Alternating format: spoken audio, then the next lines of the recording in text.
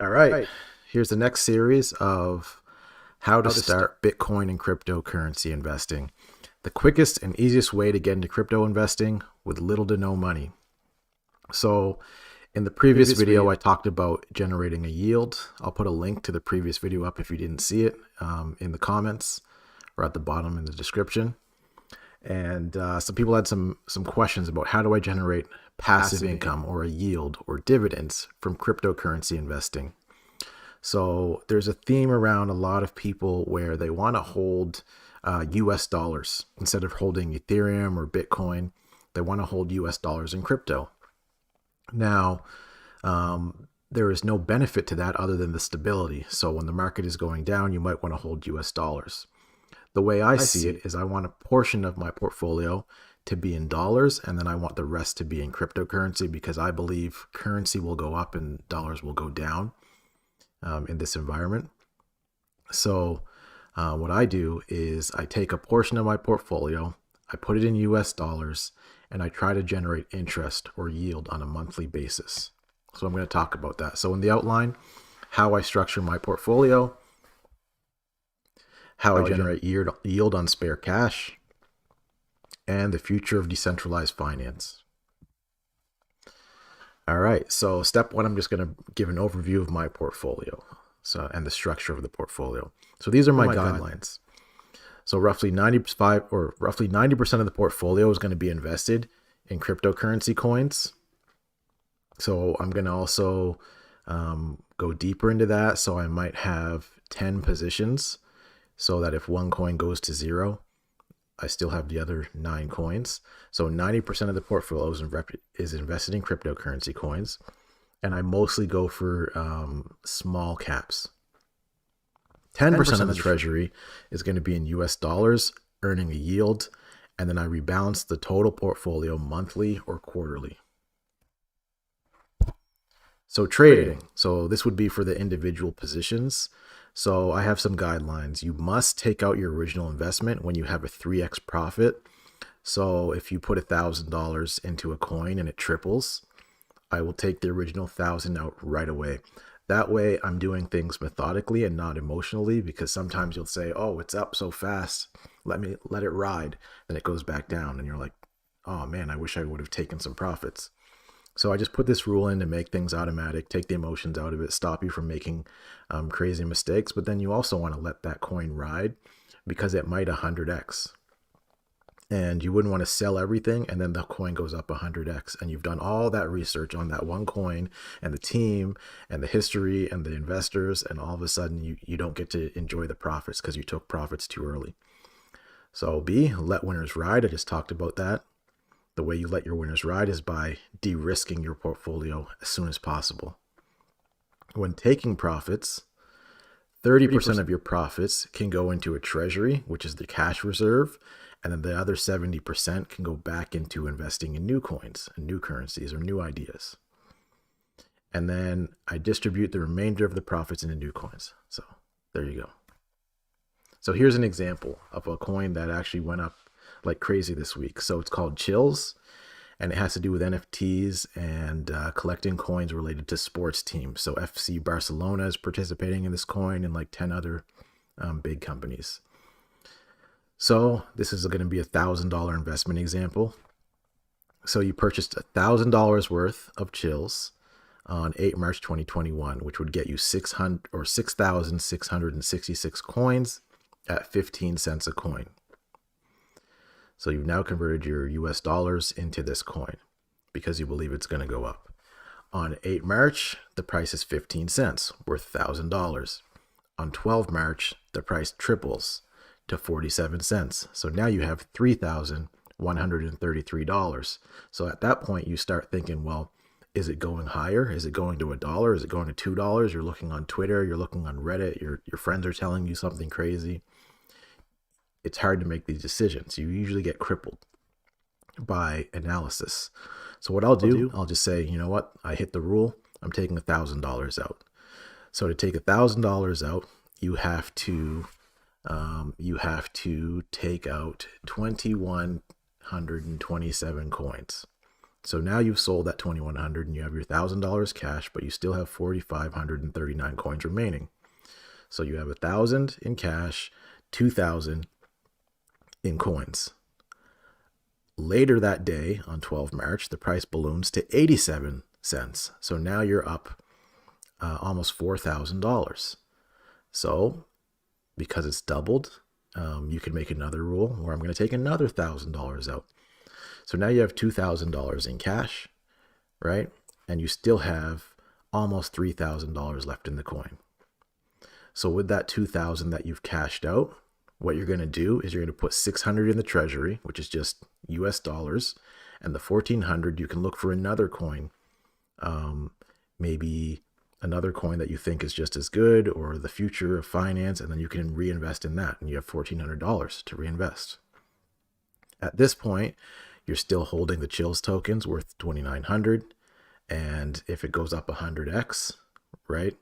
If it goes up 10x, you're looking at $29,000. If it goes up 100x, you're looking at $290,000. But if it goes to zero, you've already doubled your original investment, which is great. So on 14 March, the price drops to 67 cents, and now you're grateful. So you can either, you can buy the dip, or you can just ignore it, and you can just keep holding those coins for a year, 2 years, 3 years, or whenever you want to sell. So now I'm going to just do a visual of that. So you started with the $1,000 invested at the top, and your original investment triples in value. So now it's $3,000. You take some profits, which is 1,000 US dollars. So now you have 1,000 US dollars in profits, and you have 2,000 still invested, and you want to let your winners ride. So now the price rises the same day, and that investment grows to 3,900. You still have the 1,000 in cash. So then you're going to take another 1,000 in profit. So now you have 2,000 in cash and 2,900 still invested. Like I said, you let your winners ride. So at this point, you have secured 100% gain on your original investment, with the opportunity for the remaining profits to increase over time, risk-free. So if this portion here of 2,900 goes to zero, it doesn't matter, because you've taken $1,000 original and turned it into 2,000. So now you move on. So what are you going to do with that 2,000 in cash, right?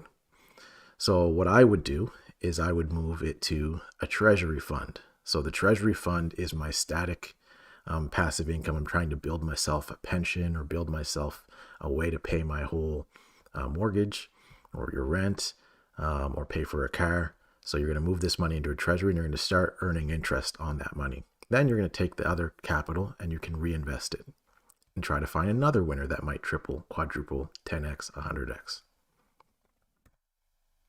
So this is the chart of the Chills coin, where on 8 March you bought at 15 cents.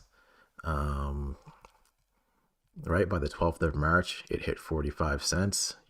Then it keeps going up. You're glad you didn't sell everything. And then it goes down, and you continue from there. So at that point, right, you're taking profits as it rises. Now it could shoot up even higher, and you could just keep taking a little bit of profits as it keeps going up. So that is a really methodical way to take the guesswork out of it, and you'll be less emotional, because you won't be making mistakes. You're doing everything at the same time. So now what's a treasury fund, right? So the treasury fund is a cash reserve that provides a stable, predictable income with limited exposure to volatility of crypto. Crypto is very volatile and it's very risky. You can see profits go from $1 million to $100,000 in days, right? So it's good to have a treasury fund and a cash fund that is delinked from the risk, right? So my treasury is always a cash fund, and I'm going to show you where to get a yield. So what kind of yield can $600 that we put away generate in a year? So currently, in March 2021, there are platforms that will pay you up to 25 to 30% annual interest on a US dollar-based coin, not even a risky coin like Ethereum or Bitcoin, but 25% annual on a US dollar coin, which ends up being $12.50 a month. So you have just added a month, which is maybe your Netflix bill, is now free because you invested $600. So if you add a zero, what kind of income could a $6,000 investment generate? $6,000 could be $125 a month. So now that is maybe your electrical bill is paid for by your cash treasury. And then we have last but not least, what would a $60,000 cash reserve treasury fund generate? It would be $1,250 a month. So as your portfolio goes up and you keep depositing into your treasury, your passive income grows. And then, we have one more example, which is what kind of income could a $600,000, not 60,000, $600,000 position generate? And that would be $12,500 a month. So your goal is to compound your crypto over time, but also be safe and take some profits so that if it all goes to zero, at least you have your US dollar coin, right? So now, where do you get these returns? Where do you find these 25% returns or 12% returns or 6% returns? This is called yield farming or market making. So because crypto is decentralized, you don't have big banks and investment funds that can just back all of your trades and leverage them. So the people that are using the crypto have to be the ones that are funding these decentralized exchanges. By putting your coins in the exchange, you become an owner of all of the fees that are generated on these exchanges.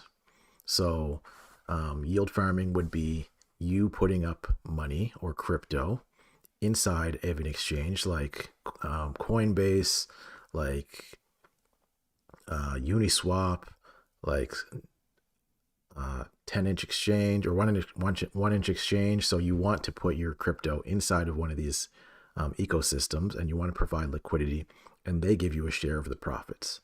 Why do you want yield? Because the point of investing in general is to have income for life. It's not to get rich. It's not to get whatever. If you have income for life, you can live and do whatever you want. So it would be better to make $12,000 a month forever than to have $1 million and you buy a restaurant or you buy a bar and the bar goes to nothing, right?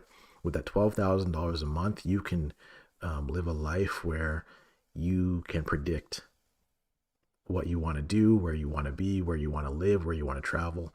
So the point of this is to have income for life.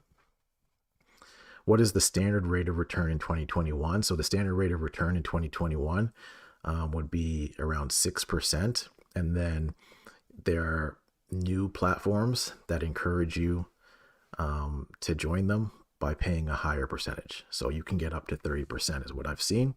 And where to find these pools. So let's go take a look at it. Then we'll talk about the future of DeFi. So let me go back to my window. Okay, so we're going to go on the first exchange. This exchange is called Huobi.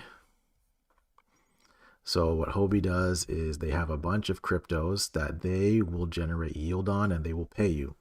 So instead of the USDC, they have called the HUSD. So they have USD Tether, they're paying 6%. That's pretty standard. And they have the Huobi USD, 6%. And then they have the USD Tether. If you put it in for 90 days, they'll give you 8%. Then you have what's called structured earnings, where they will give you more investment choices, and you can go from 7% to 235% annual in a 30-day period. And then if you click more, they will tell you what the yields are and what the products are. So these are all Bitcoin related products. It looks like, 34% per year, expires on the 25th. You need at least, that's the index price. So that's Huobi, right? They give you some options. Now we're going to go on Uniswap, which is the largest decentralized exchange in crypto right now, which means there's no owners and the people, it's like a co-op. The people are the owners. So Uniswap has a bunch of token pairs where you can earn between 2% and 500% per year. So if you look at the liquidity fees like USDC and ETH, they're doing 29% per year, all the way up to, Whale and Earn versus ETH, 432% per year. So that is a second place where you can go and get yield. Now you have to do research on every one of them because they all have positives and negatives. Now Binance, when you're going on the Binance exchange, they also have returns that they will generate. So let's see what we can do here. See if we can get an example. So on the Binance US dollar, let's say I had 100 US dollars. Oh no, this is not the liquidity. There we go. Okay, so on the Binance US dollar BNB pair, you're going to look at, say, 1,000.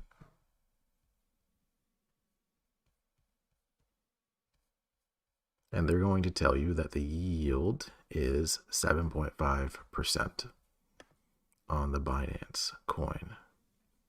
Wait, USDC, USDT. So Binance is the third option, and actually they have the yields here. So BNB 15%, stable coins. So their stable coins they're doing is 10%, 10%, 10%. So that's an option. Binance. And the last one, is there one more? No, there's two more. Okay, so USDC on KeeperDAO. So KeeperDAO is another decentralized yield farm, and KeeperDAO is doing 29% on just a US dollar coin. So you can hold the US dollar coin and get 29%. There's $41 million locked up in this exchange. So you would just click on there and then you would deposit, and then you would start earning yield. So this is a good place to get a yield. And then you have Rari Capital. So Rari Capital on their stable pool, they're doing 11%. They're doing 10% on their yield pool, and then on Ethereum, they're doing 10%. So this is way better than regular finance where you're getting less than 1%. These exchanges are doing 29.52%. So the way it works is when you're an early adopter, they pay you a high rate, and as more money comes in, the rate goes down. So on average, you might be looking at 6% to 12% per year. And then there's other centralized places like Coinbase and all the others. So almost everywhere is going to offer you this yield, but that's the point. So you're going from the treasury. You're going from the treasury, and what you want to do is you want to make sure that you have cash generating income, and you want to continue. And you want to continue to invest. So that's the tools. The future of DeFi. So the future of DeFi is going to be the following four things so far, but there will be way more things in the future. So the way I see it right now, staking, the problem with staking, which is putting coins up for the actual coin. For example, Ethereum. To participate in staking, which is going to replace physical mining, you need 32 Ethereum. The price of Ethereum is around, let's say, $2,000 a coin right now. I think it's 1,800, but we'll round it off to 2,000, right? So 32, you need 64,000 US dollars. That is not a retail investor amount of money to be staking. So what's going to happen is there's going to be delegated staking where you put your coins inside of a wallet, or you put your coins inside of a contract, and someone else will do the staking with your coins the same way the pools happen. And you'll be able to delegate your portion of the coins to them, and then they will pay you out. So the yield for Ethereum for staking is around 7% right now, but it could go up or down depending on the demand. So the second thing that's going to be is the yield inside of your wallet. So you won't even have to do anything. You won't even have to go to any of these sites. You will just go in your wallet and click stake. And there are wallets that have this already. You'll click stake and they'll give you interest directly in your wallet, and they'll pay you, by the second, by the minute, by the hour, and it'll be very simple. But right now it's a little bit hard because we're just not there yet. It's early. Number three, staking inside of your wallet. So the difference between yield would be interest on your coins, where staking would be generating more coins of that altcoin. So you're taking more of a risk because you believe in the coin. And then the fourth thing in DeFi is cheap gas. So right now, every transaction you do costs you $40 to $60. So you don't want to do very many transactions when you have a small account. But eventually, Ethereum says, they've been saying this for a while, that the gas is going to be cheaper and the transactions are going to be faster. So we'll see. So that wraps it up. So if we go back to the beginning, right? So how I structure the portfolio, just a quick review. So the portfolio is 90% in the coins, 10% in the treasury. Then I have set times when I deposit to my treasury. Then I take that treasury, I generate cash returns or a yield, right? Generating income. And then I'm waiting for the future of DeFi, where it's going to make these things more simple. So this is how you decentralize your finances. And I hope you enjoyed the presentation. If you have any questions, just comment below. I might do a follow-up video on some of the questions, or I'll just respond right in the comment. You can follow me at SamGSK on Instagram or Twitter, because that's where I post the most about crypto. And just stay tuned, like and subscribe the video. And yeah, stay tuned for more future videos where I'm going to break down how to decentralize your finances and invest in crypto and Bitcoin with little to no money even further. Thank you.